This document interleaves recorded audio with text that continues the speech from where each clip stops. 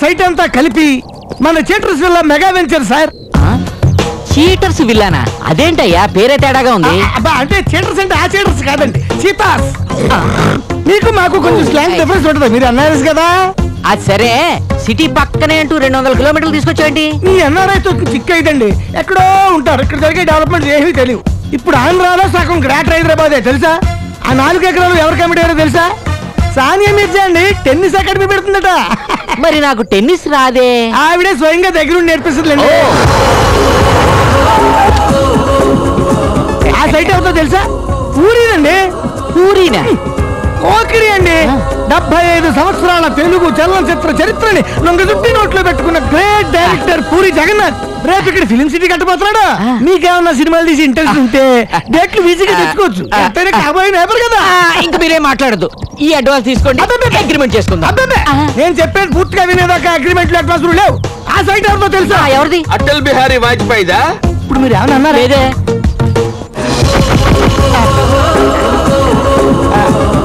ఎవరండి మీరు? స్థలాలు ఖాళీగా లేవు, అన్ని అమ్మేశారు. ఏరా గుర్తు పట్టలేదా?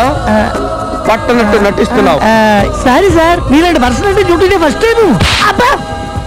గుర్తొచ్చిందా? కొంచెం గుర్తొస్తున్నట్టుందా? దగ్గర గుర్తొచ్చింది. నేను చూసి ఎంతకాలం అయింది.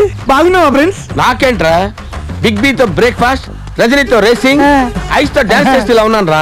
సారీ ఫ్రెండ్స్, ఇంకెప్పుడు గవర్నమెంట్ స్థానాలు అమ్మరు, నన్ను క్షమించి వదిలేసాయి. చూడు బ్రదర్, మీలాంటి అమాయకులైన ఎన్ఆర్ఐలు ఉండబట్టే ఇలాంటి 420 గాళ్ళు అదిగో ఎయిర్పోర్ట్, ఇదిగో రింగ్ రోడ్ అని రెచ్చిపోతున్నారు. అమ్మో అమ్మో, ఎంత మోసం! ఇలాంటి మోసగాళ్ళని ఊరికే వదిలిపెట్టకూడదు. కొట్టండి. థ్యాంక్ యూ సార్, సమయానికి దేవుళ్ళ వచ్చి రక్షించారు. సారీ, ఈ ప్రిన్సిపల్ పొగడ్తలు నచ్చవు. క్షమించండి, ఆ విషయం ఇప్పుడే తెలిసింది. వెళ్ళండి. పదండి అయ్యా, పోదాం. మన టైం బాగుంది. ప్రిన్స్, నేను కూడా వెళ్ళొస్తానే. బతుకుంటే బోర్డర్ దాటిళ్ళు.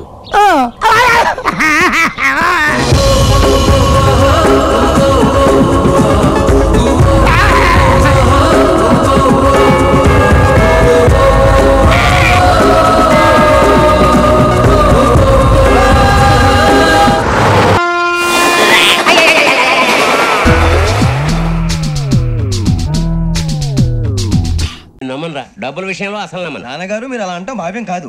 ఏదో జేసీ గారి సిఫార్సు వల్ల శని గారు సైడ్ అయ్యి శుక్రవారం మొదలైంది. ఉద్యోగం దానంతటి అదే వెతుకుంటూ వచ్చింది. అందుకని ఇంకేం కావాలో చెప్పండి. స్టీల్ ప్లాంట్ లో జీఎం అని పెద్ద పోస్ట్ అమ్మా, జీతం 30,000, నెల నెల ప్రమోషన్లు, సిఎఫ్లు, డిఎఫ్లు, పిఎఫ్లు, బిఎఫ్లు. ఇవన్నీ నువ్వు చదివిన చదువుకే. అబ్బాబే, దీనికి చదువుకి సంబంధం లేదండి. చెప్పాను కదా, శుక్ర మహాదశ, అది దాని పవర్ అనుకోండి, ఎఫెక్ట్ అనుకోండి. ఈ రోజుల్లో కూడా గ్రహాలు ఏంటండి వాడన్న ప్రతిదాన్ని ఇలా కొట్టి పడేస్తారు. చిన్నప్పటి నుంచి లక్షలు పోస్ట్ చదివించారు. అమ్మా, నువ్వు లేని పోనీ పెట్టుకో. లక్షలు ఎక్కడైనా ఊరుకోరా, మాట వరుస కదాలే. ఒక 25,000 ఇస్తే వాడి జీవితం సెటిల్ అయిపోతుంది అంటున్నాడుగా, అంతగా ఆలోచిస్తారేంటండి? అమ్మా, నాకు ఉద్యోగం రాగానే మీ అందరూ స్టీల్ ప్లాంట్ షిఫ్ట్ చేస్తానే. ఓకే, నువ్వు చెప్పేదంతా కరెక్టేనా? నాన్నగారు మీకు అంత అనుమానం అది ఇవ్వకండి.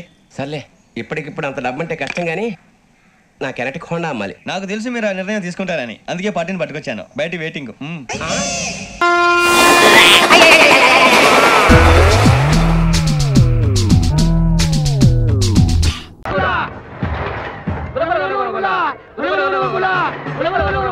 పదండి.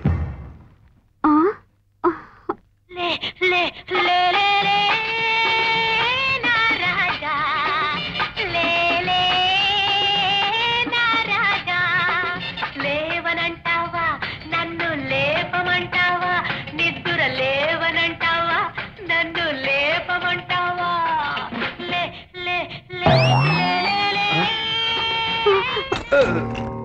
బాగుండదు, పదండి. ఆవిడ ఎక్కడికి వచ్చి కూడా అదే పని చేస్తుంది. నడవండి.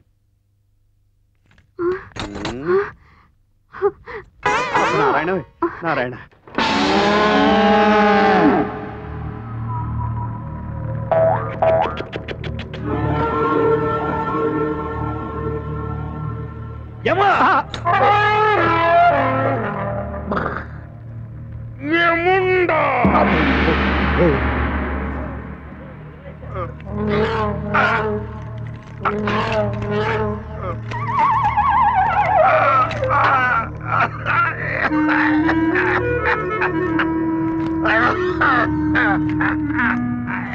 మంచి నీళ్ళు వస్తున్నాను స్వామి.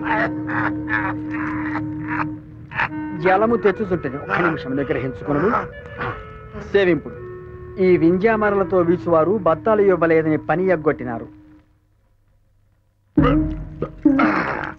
గదగోళ ఎందుకు స్వామి?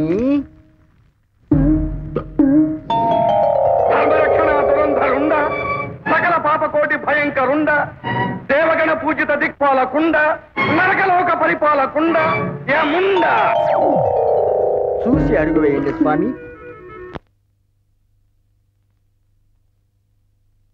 పాపం యముడు విచిత్రగుప్తుని సాయంతో దిగుచున్నాడు. పొరపాటు, వారు ఒకరికొకరు సహాయం తీసుకుని దిగుచున్నారు. ఈ అకాల సమయమున నారదుడు ఇంద్రుడు ఎందుకు వచ్చినారు? మిత్రమా దేవేంద్ర స్వాగతం. నారద మహర్షులకు సుస్వాగతం. నారాయణ, నిన్ను దర్శించి ఎంతకాలమైనది మిత్రమా? ఎలా ఉండేవాడు, ఎలా అయిపోయావు? వారికి ఈ మధ్య రక్తపోటు పంచదార వచ్చి ఉన్నవి. ఆ కారణముగానే ఇటీవల కాలంలో గద లేపుటయే కష్టముగా ఉన్నది. రక్తపోటు. విచిత్రగుప్త స్వామి, ఈ పని నీవు చేయుచున్నావేమి? మీ సోదరుడు చిత్రగుప్తుడు ఎక్కడా? మనోచింత అనే వ్యాధితో సెలవు పెట్టి మనమంతర కాలమైంది. ఇదిగో హాయిగా ఈ పెట్టెలో దూరి విశ్రాంతి తీసుకుంటున్నాడు. ఏమిది? కప్ప? కప్ప కాదు స్వామి, మా అన్నగారే మీ ఇరువురికి నమస్కారాలు చెబుతున్నారు. ఇదిగో. దేవేంద్రుల వారికి నారద మహర్షులకు ప్రణామములు. ప్రణామములు ప్రణామములు. గదలేపుటకే శక్తి సన్నగిల్లిన ఈ తరుణంలో మీ శ్రమ చూసి నా మనసు పరితాపము చెందుతున్నది మిత్రమా. పరితాపము చెందినంత మాత్రమున ప్రయోజనమేమున్నది మిత్రమా? పాపులకి నరకముగా ఉన్న ఈ లోకము మాకు కూడా నరకప్రాయముగానే తోచుతున్నది సుమా. అయినను మీకు విచారం ఎలా యమధర్మరాజా? మీ కుమారులకి పట్టం కట్టి మీరు విశ్రాంతి తీసుకుని నేను కూడా అటులనే యోచించింది. కానీ వచ్చి చాకరీ చేయించాలమని వారి పోయి శ్రమగడముల్లో చేరిపోయినా. మరి ఇప్పుడు ఏమి చేయవలే? మా మనవడు యువధర్మ మంచి ప్రతిభావంతుడు, యోగ్యుడు. అతనిని పట్టాభిషక్తుని చేయవలనని యోచించింది. ఇంత చిన్న వయసులో అంత కార్యభారం అతను మోయగలడా? అతనికి కుడిభుజంగా మా చిత్రగుప్తుని మనవడు గుప్తాన్ని వినియోగించింది. వారిరువురు సమవయస్కులు, మంచి మిత్రులు కూడా స్వామి. ఒక్క మాటలో చెప్పాలంటే వారిరువురు కార్యకాముకులు. వారును మాలాగుననే అన్నమాట. మీ అంత కాముకులు కారు. విచిత్ర రండి, వారిని చూపించేదను. అలాగలాగా. అలాగే అలాగే.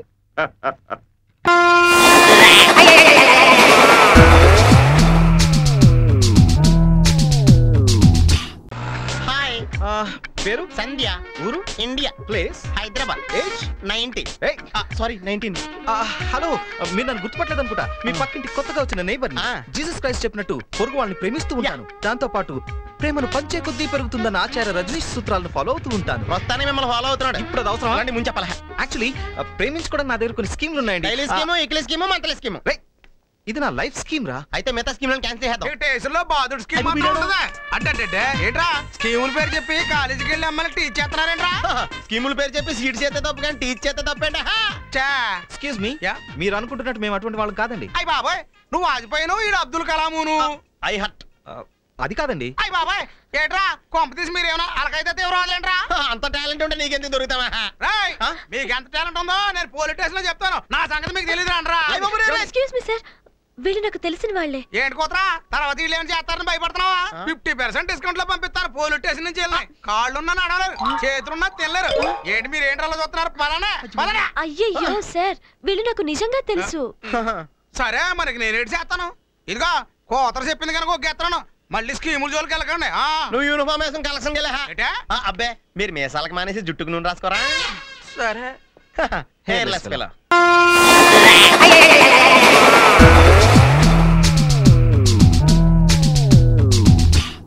ఇప్పుడు నువ్వేం చేయాలి? నేను చెప్పింది చేయాలి. ప్రతిమూర్తిలో జాగ్రత్త మేనేజ్ చేయి. ఇంట్లో మామూలు లేరు. హలో, ఎవరండి? ఎవరా గొంతు మార్చి మాట్లాడుతున్నావు? దుబాయ్ షేకు రమ్మని వాయిన్ చేస్తున్నాడు. వెళ్తే కోర్స్ ఆగిపోతే ఏదో మ్యారేజ్. హలో, అక్కడ శ్రీనివాస్ ఇలియాస్ దుబాయ్ సీను ఉంది. మీరెవరండి? దుబాయ్ షేక్. ఆతా వరసే. మీది సీను నన్ను ఇక్కడ ఒరే అంటుంది. అది లేక ఇక్కడ బావులన్నీ ఎండిపోతున్నాయి. వ్యాపారంలో లాసు వచ్చి దుబాయ్ సెన్సెక్స్ దెబ్బతింటుంది. మీది తమ్ముడిని జల్దీ దుబాయ్ పంపించండి, లేకపోతే పూరా బిజినెస్ మిట్టే మే మిల్ గయా. ఎవరే అది? ఏక్ మినిట్. దుబాయ్ సేటు మా తమ్ముడిని అర్జెంట్ గా పంపించమని రిక్వెస్ట్ చేస్తున్నాడు. గిట్లి మాట్లాడుకోండి. హలో కౌనే రేతు ఇంటి యజమాని బోల్తా హే. మీది సీంది జల్దీ పంపిస్తుంది. లేకపోతే లాసు ఉంది. ఎంత లాసు? లక్ష రూపీస్. గడ లక్షలు ఉండవు కదా. మీకు సమాజ్ అవుతుందని గట్లా చెప్పిందే. అచ్చా ఎవరు? దుబాయ్ సేట్ అండి మా తమ్ముడిని పంపించమని బతులాడుతున్నాడు. ఇదిగోండి మీరు మాట్లాడండి. నాకు డౌటే. హలో దుబాయ్ సెట్ మీకు దండం పెడుతుందయ్యా. ఈ గొంతు ఎక్కడ విన్నట్టుంది. ఫోన్ లో వింటుంది. మీది ఫ్యామిలీ దుబాయ్ రావాలని నాది ఆశ పడుతోంది. తిన్ముత్తులో అని మీ ఇంట్లో మోస్ట్ టాలెంటెడ్ పర్సన్ ఉంది అని మాకు తెలిసింది. దానికి ఇక్కడికి పంపిస్తే సీనుని మించిపోతుంది. దానికి కూడా ఏసీ ప్రొవైడ్ చేయండి. అద్దెన్ కాఫీ ఇవ్వండి. అది కూడా ఫ్యూచర్ లో గ్రేట్ పర్సన్ అవుతుంది. దానికి ఎక్కువ ఎండలా పంపొద్దు. దానికి గంటకి ఒకసారి ఫ్రూట్ జ్యూస్ ఇవ్వండి. అరగంటకి ఒకసారి 2 వాతలు పెట్టుండ్రి.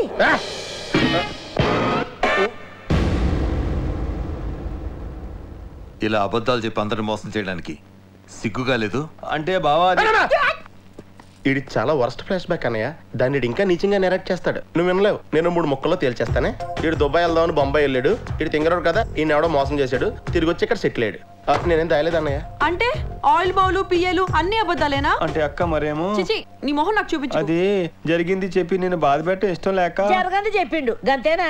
ఓకే ఓకే, ఇక్కడ ఏదైనా ఉద్యోగం చూసుకుంటాడు. వాళ్ళు గప్పటిదాకా గీడేం చేస్తాడు? నువ్వు చెప్పింది చేస్తాడు. ఆహా ఏంద్రా చేస్తావా? చేస్తానండి. గియ్యాల నుంచి గీనికి ఏసు రూము కట్టు, బెడ్ కాఫీ కట్టు. ఏంద్రోయ్ మళ్ళీ నువ్వేం చేస్తావు? మీరేం చెప్తే అదే చేస్తాను మామగారు. రోజు పూట అన్నం పని చెయ్యి.